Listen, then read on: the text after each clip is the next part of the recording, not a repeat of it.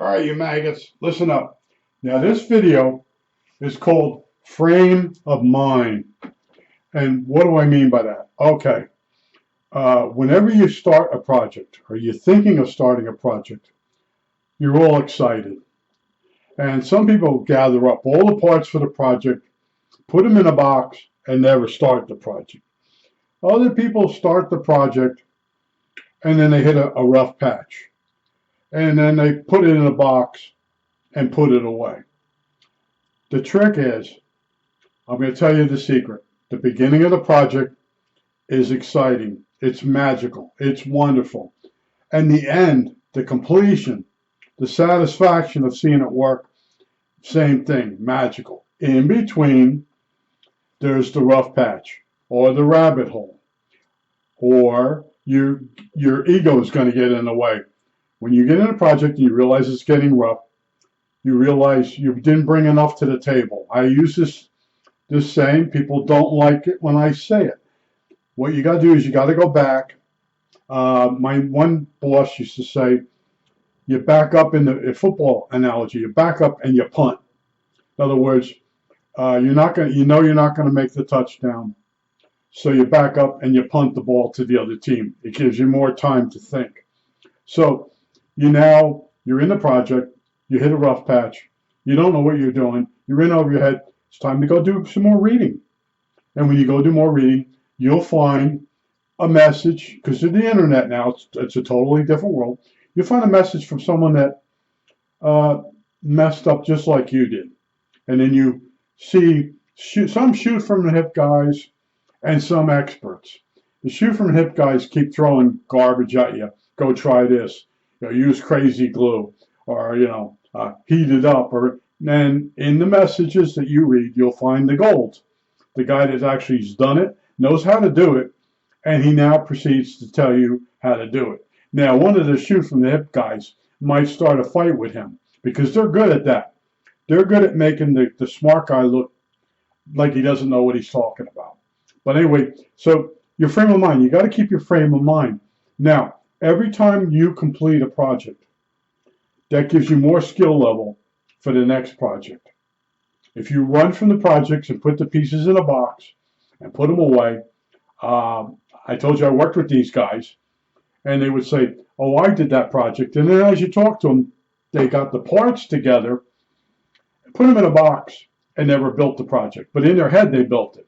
Now, I told you about in RCA, I got moved into this one department. They gave me this nice desk, and all the drawers were full with paper bags with 4 parts, 3 parts, whatever it was in there. They were all going to build a grid dip meter. And I had already bought the kit and built one. But they weren't going to buy the kit because it was like $35. And none of those guys really had a use for a grid dip meter. I did. I was making coils at the time. But anyway, the guy next to me was laughing as I'm pulling it. And I tried to return these bags to the different guys. They didn't want them. They didn't even remember they're there. But that's the thing people do. They don't really build the project. In their mind, they build it, and then they shoot from the hip and give someone else information that's not correct because they never really finished the project. But what I'm telling you is stay with the project. And if it gets too hard, go do more reading. And somebody out there has the answer for you, the correct answer. And that's what I do. Now, in the case of my gear, I could show you, this is the blank for the gear. The gear is floating around back here. And I haven't quit yet. It's around here somewhere. Oh, here it is. Here's the gear I have to copy. The gear's got a crack in it. Wait, let me get it in the frame. So what am I doing? Wow, this camera's wacky. All right, there's the gear. All right, now that gear's got a crack in it. This is a brass nut.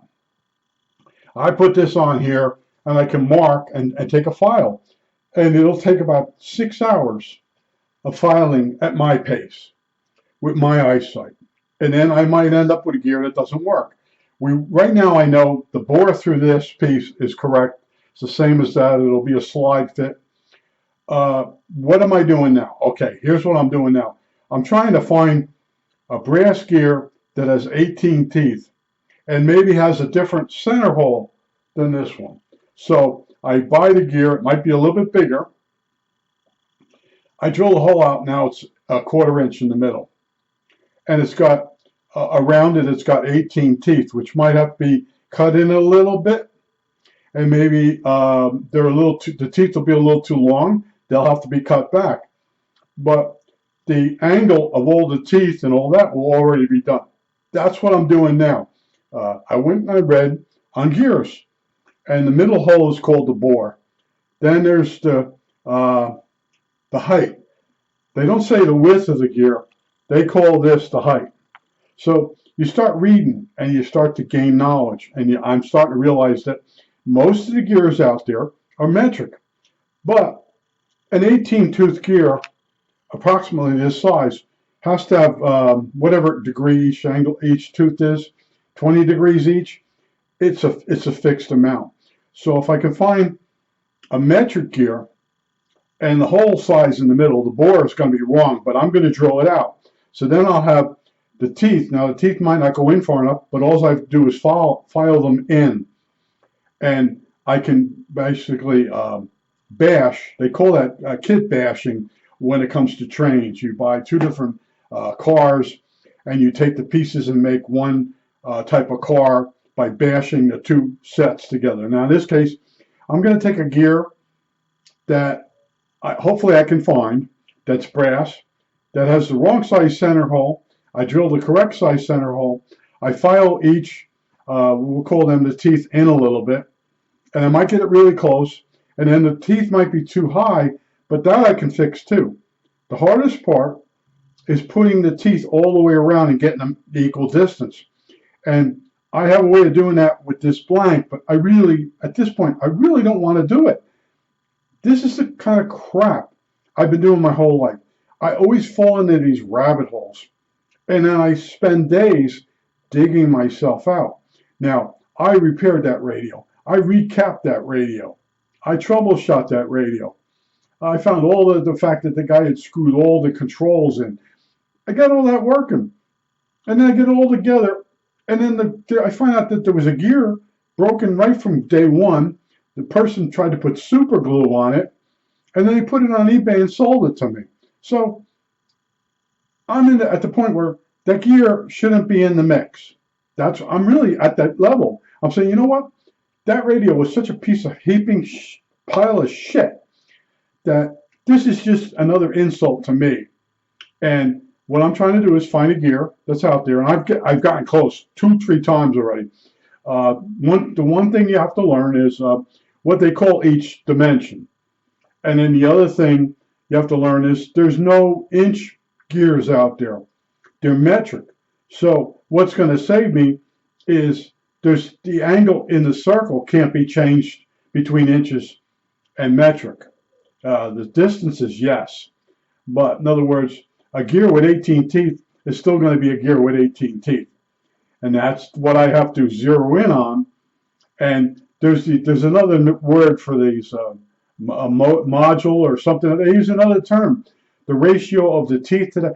There's all these different terms, and you go deeper and deeper and deeper into the rabbit hole.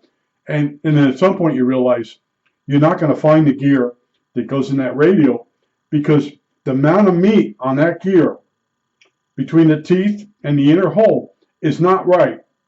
That gear is not designed correctly. What the guy did was he designed a gear system so the dial, instead of it being 180 degrees, it moves 300 something degrees. So you're expanding the dial using gears. So your frequencies are further apart on the round dial than they normally would. If you just put a round dial on a tuning capacitor, it'll only move 180 degrees. If you add a gear into the mix, now you can get the stations further apart. I understand what he was doing, but he just made the gears to make the gears. He really didn't understand that the gear has to have a certain amount of meat so it doesn't split, and he didn't do that. And there's other things wrong with that radio. That's the Hellcrafters or Hellcrappers SX42. And if you go read One guy started working on one, he got it almost done, and he gave up. I didn't give up. I'm still not giving up. And that's, I won't say fortitude, moxie. Over the years, eventually you'll find a way to get this gear. I can just buy the mechanism on eBay. That's not me. I don't want to buy a mechanism that might have a gear that's split or cracked and have paid $69 plus shipping and handling. So I stay with stuff until it's extremely painful. And it happened several times. I built things in my life where they didn't work. And then as I got older, I went back and built it. And even in my father was 1989, I was demolishing a room on a room in a factory. And when I tore the room down, I found out they put walls up in this factory over benches that had tools on them. And it was hilarious. And as I'm pulling the walls down, taking the tools, out of the wall came a box of Gillette Blue Blades, and they were brand new. And that was the blade you needed for the Foxhole radio. Now, when I was building the Foxhole radio as a kid, I built it with this other guy, and he was a know-it-all. He was a shoot from the hip guy, and he took a bare wire and he threw it up in a tree. And I said, "We got to have insulators on." "Nah, you don't need the insulators on that." And he's building it on a board that has been out in the rain. I said, "That board is wet. That'll conduct the signal." "No, it won't." "What do you know?" Well, we built the radio. It didn't do nothing. So years later, I have the Blue Blades. I remember every dimension of that radio. So I built the crystal radios. It was called a Foxhole radio.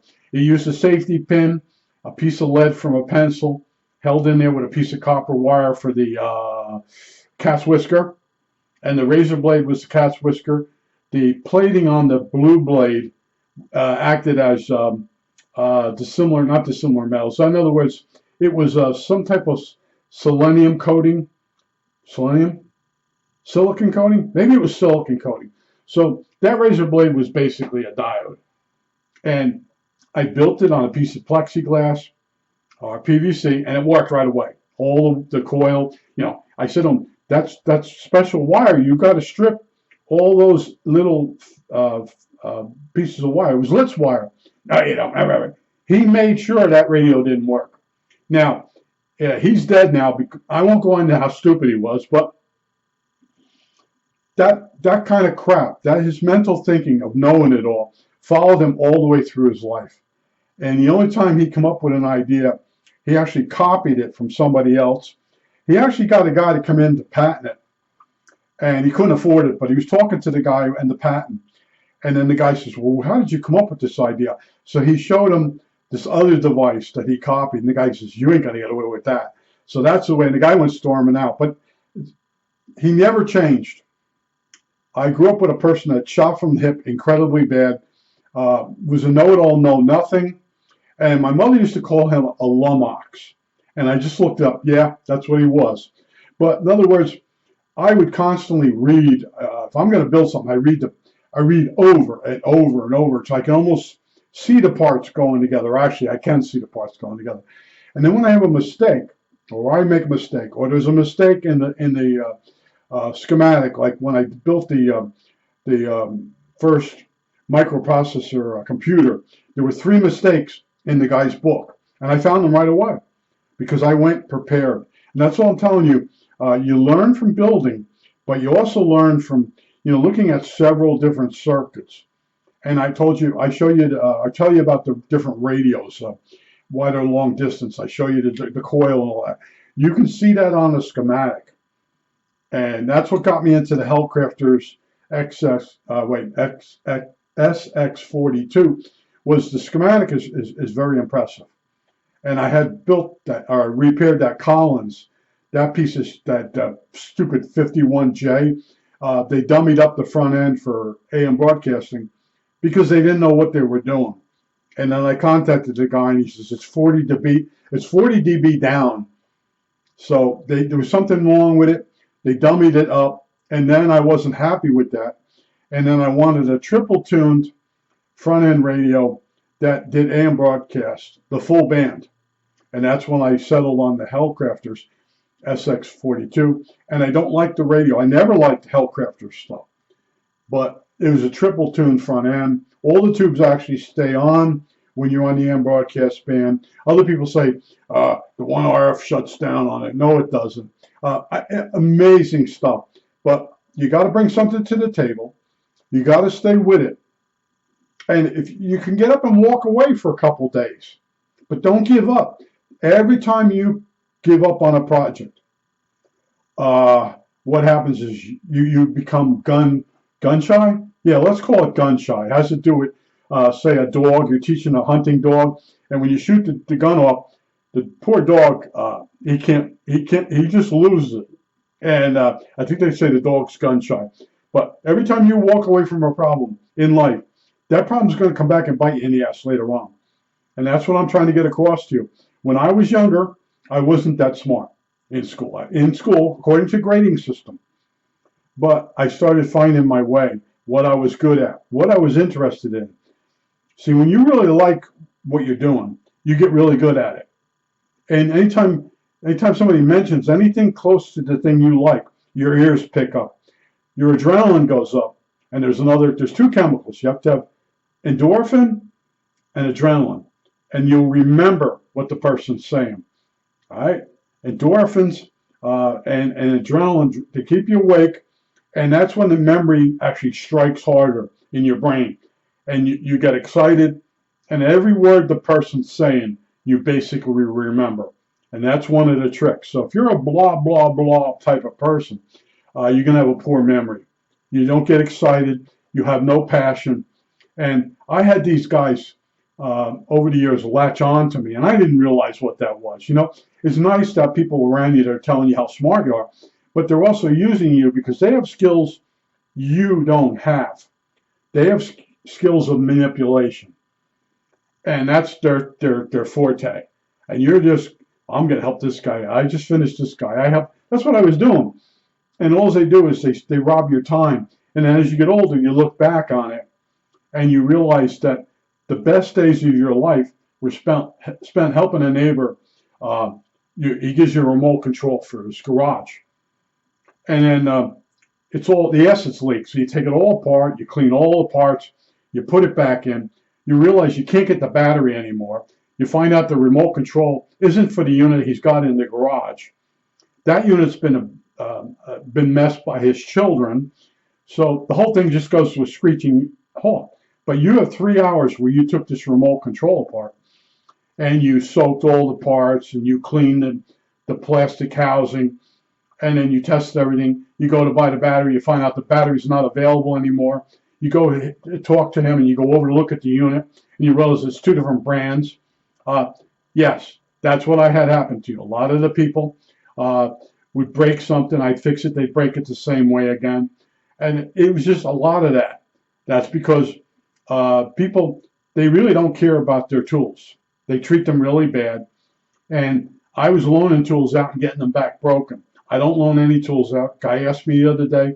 I told him basically, my penis and my tools are the same thing. I don't loan them out.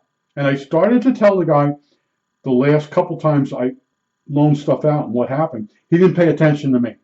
So he has 3 check marks next to his name. He doesn't know that. But in other words, I'll go by and I'll say, hi, how you doing? That's it. I don't tell them what's going on in the neighborhood or anything, because there are people out there, they just want to use you and find out what you know. And you get nothing back from them. And that's where I'm at now. You know, I finally, I told you rule number 1 is look out for number 1. Rule number 2, obey rule number 1. I think that's it. All right, that's it.